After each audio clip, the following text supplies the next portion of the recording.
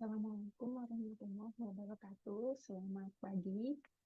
Baik, di video ini kita akan membahas suatu tools yang sangat berguna berkaitan dengan pengaturan janji temu maupun pertemuan atau rapat, di mana tools ini yaitu calendly.com. Anda dapat mengakses di website calendly.com. Kemudian nanti tampilannya akan seperti ini. Dan sebelum kita membahas lebih jauh bagaimana penggunaannya dan apa saja fitur-fiturnya, kita akan berkenalan dahulu dengan tools atau platform calendly.com terlebih dahulu. Jadi, di era serba digital saat ini, banyak perusahaan yang mereka memberikan akses kepada calon klien maupun itu klien, bahkan kolega bisnis, untuk melakukan pertemuan secara virtual. Dan seringkali untuk sampai ke tahap menemukan waktu atau jadwal pertemuan, biasanya akan ada serentetan jalur komunikasi yang sangat panjang, di mana kolega atau klien akan menghubungi kita sebagai perusahaan untuk mengajukan janji temu. Kemudian dari kita akan bertanya kepada klien atau kolega tersebut, kapan mereka bisa bertemu dan akan membahas apa. Kemudian nanti akan dibalas lagi bahwa klien atau kolega bersedia bertemu misal pada hari ini dan jam sekian. Dan kita sebagai perusahaan akan membalas lagi pesannya mungkin waktu yang kolega atau klien ajukan itu tidak sesuai dengan availability kita atau ketersediaan waktu kita, sehingga kita harus nego dulu dan jalur komunikasi yang sangat panjang itu akan terus berlanjut.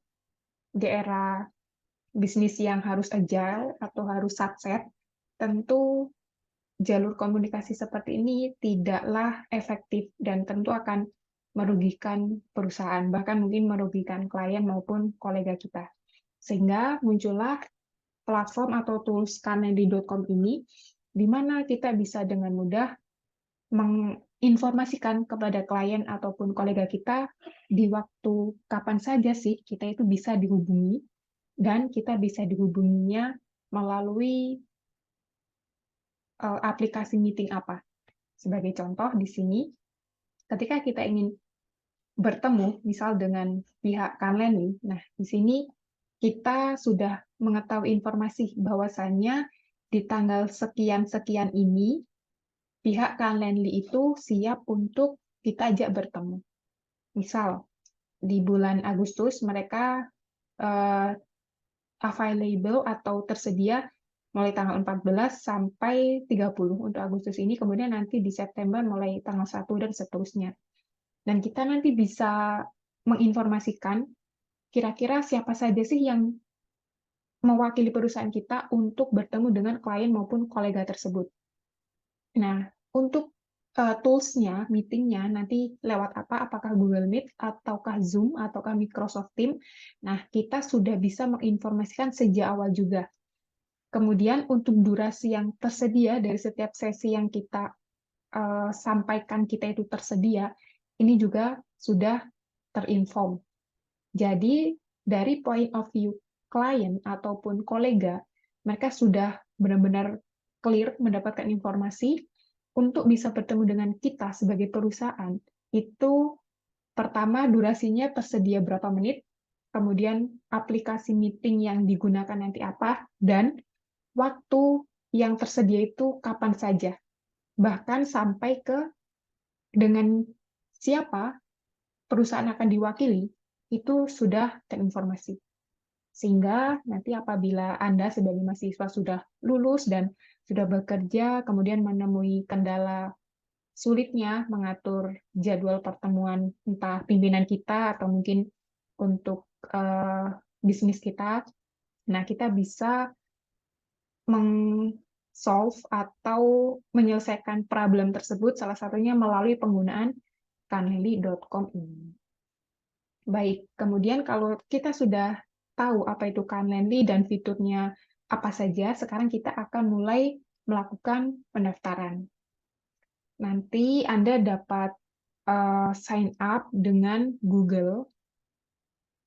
Baik, di sini kita sudah sampai ke dashboard di calendly.com dan kita bisa menentukan kira-kira penggunaannya itu untuk pribadi atau untuk tim kita. Nah, karena kita masih sebagai mahasiswa, kita bisa memilihnya sebagai untuk pribadi kita atau on my own. Kemudian kita klik continue. Kemudian kalau untuk konteks administrasi perkantoran, berarti kita bisa memilih ini ya, sales ataupun customer success. Bahkan mungkin nanti di finance itu juga berkemungkinan. Namun karena kita konteksnya masih belajar, mungkin bisa diklik others. Misal kita ketik ini ya sebagai learning gitu. Kemudian bisa kita klik continue. Oke, di sini kita udah ada di dashboard profile Calendly kita. Nah, kemudian nanti kita kalau mau ini ya, mungkin Anda sebagai mahasiswa ingin mengetahui lebih dalam Calendly.com ini secara mendetail cara kerjanya bagaimana, Anda bisa melihat tutorial-tutorial yang ada di sini. Tapi kurang lebih di sini kita ada beberapa fitur yaitu event types, kemudian schedule event, kemudian availability atau ketersediaan kita itu kapan saja, kemudian ada kontak, workflow, integration, serta apps. Nah, untuk yang integration and apps ini itu udah cukup advance ya, jadi untuk dasar mungkin kita belum sampai ke sini. Nah, nanti ada analitik dan seterusnya itu juga masuk ke pembahasannya advance. Nah, sekarang kita bisa pergi ke event type, kemudian mungkin kita ini ya ingin membuat suatu aktivitas atau event. Nah, untuk latihan kita bisa menggunakan one-on-one ini. Tapi kalau nanti sudah di bisnis tergantung dengan konteks kebutuhan ya. Kalau misal sudah bekerja mungkin mau pertemuan grup kah, kolektif kah, atau seterusnya, nah nanti bisa disesuaikan. Nah, untuk latihan kita pilih one-on-one. Kemudian untuk hostnya, nah karena kita bekerja untuk pribadi, otomatis host yang tersedia hanya diri kita sendiri. Kemudian kita klik next.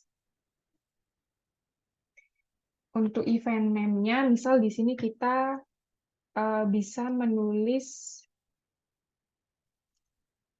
janji temu membahas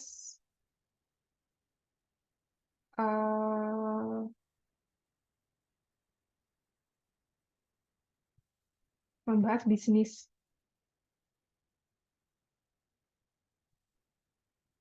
Misal seperti ini ya, janji temu membahas bisnis. Nah, untuk durasinya, di sini kita bisa menyesuaikan, mungkin karena ini ya, kita untuk membahasnya itu cukup straightforward aja atau hanya pada topik-topik besar bisnisnya, jadi 30 menit sudah cukup. Kemudian, nah untuk lokasinya ini kita bisa menyesuaikan dengan di perusahaan kita nanti itu menggunakannya apa. Nah mungkin kalau dalam konteks sebagai mahasiswa, mungkin sekarang kita yang diwadahi ada Google Meet ya di akun email UM, sehingga kita bisa pilih Google Meet, kemudian kita bisa klik continue. Nah, di sini untuk eventnya kita sudah mengatur. Sekarang kita menentukan, mungkin nanti ya kita sebagai sekretaris mungkin pasti kita sudah mengetahui untuk aktivitas kita mulai dari hari Senin sampai hari Jumat itu apa saja, dan di setiap harinya kita available atau ada waktu untuk bertemu dengan klien ataupun dengan kolega itu pada jam berapa saja. Nah, sehingga kita di sini bisa mengaturnya. Tadi untuk event detail sudah, kemudian untuk host itu Sudah juga ya, kita udah menentukan. Nah, sekarang di scheduling. Nah, di scheduling ini kira-kira di setiap harinya kita akan menerima berapa klien. Nah, nanti bisa di-setting di sini. Kemudian untuk jamnya, nah kita bisa sesuaikan di sini ya. Mungkin kalau untuk eh, konteks kerja di Indonesia, dari Senin sampai Jumat, nah ini udah diatur, dan jam kerjanya 9 to 5, dari jam 9 sampai 5 sore. Nah, kemudian bisa jadi ya, mungkin kita kalau setiap Senin itu akan sangat sibuk sekali, sehingga kita tidak bisa eh, mengatur gitu. Nah, di sini kita bisa ini ya, mengatur working hour kita. Nah, nanti bisa kita sesuaikan untuk working hour kita. Nah, misal kalau Senin kita tidak bisa, karena mungkin Senin benar-benar kita akan fokus ke meeting dengan pimpinan kita, sehingga bisa di-uncentang atau di-unchecklist saja. Terus nanti semisal ingin hari Jumat juga tidak ada meeting dan seterusnya, nah itu kita bisa mengatur di sini. Nah, kemudian kalau sudah, kita bisa refresh ya, refresh yang di sini.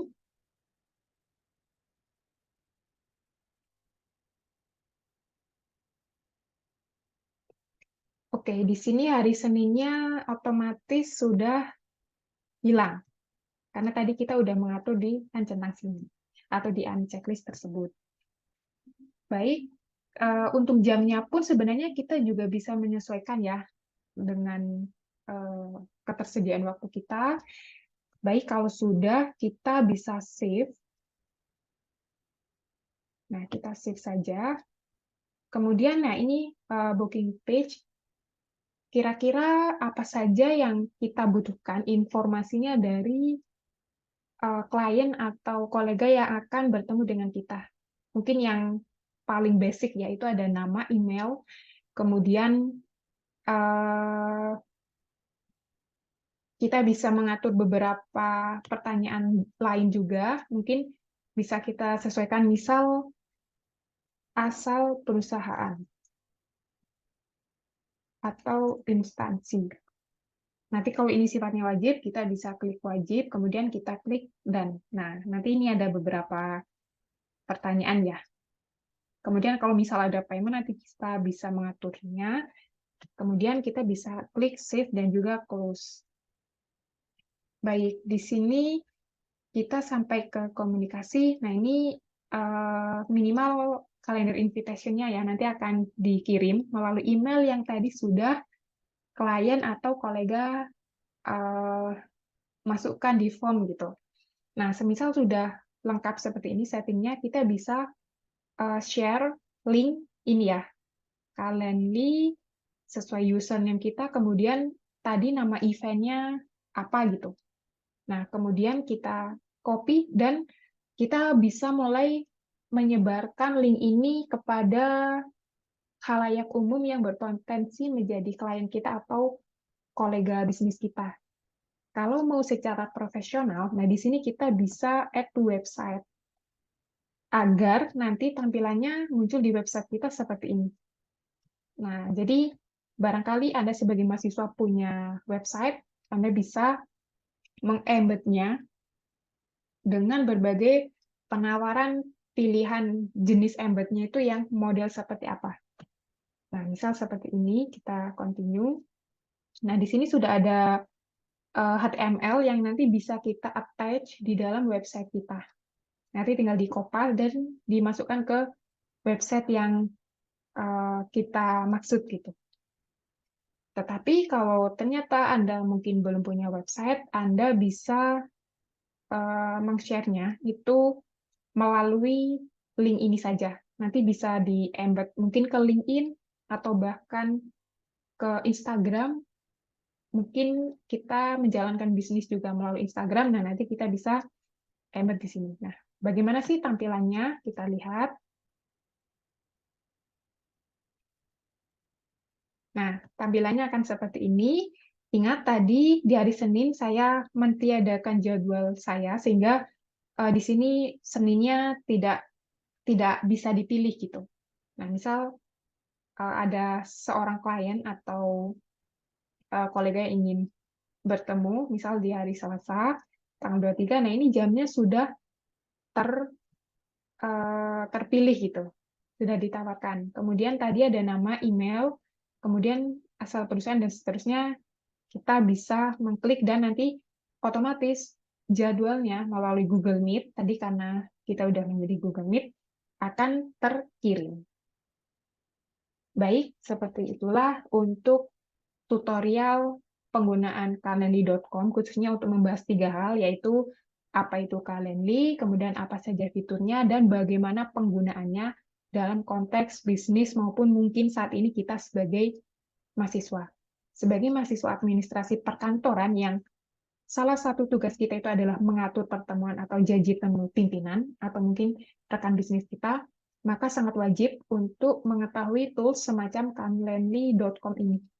Karena di era serba digital, pertemuan virtual sangat dimungkinkan dan tugas kita harus mengefisiensi agar proses penemuan jadwal temu itu berjalan secara efisien. Semoga bermanfaat. Terima kasih. Wassalamualaikum warahmatullahi wabarakatuh.